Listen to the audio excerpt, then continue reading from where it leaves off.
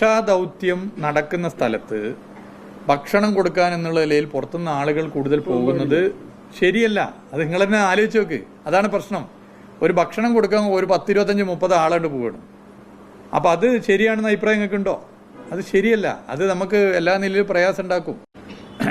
പലരും അടിച്ചു കയറി ഇവിടേക്ക്. ഉത്തരവാദിത്തപ്പെട്ട സ്ഥാനങ്ങളിൽ ഇരിക്കുന്നവരോ മറ്റോ വരുന്നത് അത് അവരവരുടെ ഉത്തരവാദിത്തം നിർവഹിക്കുക. അതിന് ഒരിക്കലും നമുക്ക് അതൊരു തെറ്റായിട്ട് കാണാൻ പറ്റില്ല. എന്നാൽ ഒരു ഡിസാസ്റ്റർ ടൂറിസം പോലെ അത് ലോകത്ത് കാണുന്ന ഒരു പ്രവണതയാണ്. അത് എവിടെയാണോ ദുരന്തം ഉണ്ടാകുന്നത് അവിടേക്ക് ആളുകൾ വരികയാണ്, വീഡിയോ എടുക്കുക, ഫോട്ടോ എടുക്കുക, പോവുക. ഇത് സംഭവം നടന്ന സ്ഥലത്തും അതിൻ്റെ ചുറ്റുപാടുള്ള വീടുകളിലൊക്കെ ഇങ്ങനെ പല നിലയിൽ പോകുന്നു എന്നുള്ള പരാതികൾ വരികയാണ്. അപ്പോൾ അതിലൊരു തീർച്ചയായിട്ടും ഒരു നിയന്ത്രണം ഉണ്ടാകേണ്ടതുണ്ട് തന്നെയാണ് ഞങ്ങൾ കണക്കാക്കിയിട്ടുള്ളത്. ഡാർക്ക് ടൂറിസമാണത്. അത് ഡാർക്ക് ടൂറിസമാണ്. അത് ഇപ്പോൾ വളണ്ടിയർ പ്രവർത്തനമായാലും വളണ്ടിയർമാർ ആവശ്യമുള്ള അത്രയാണ്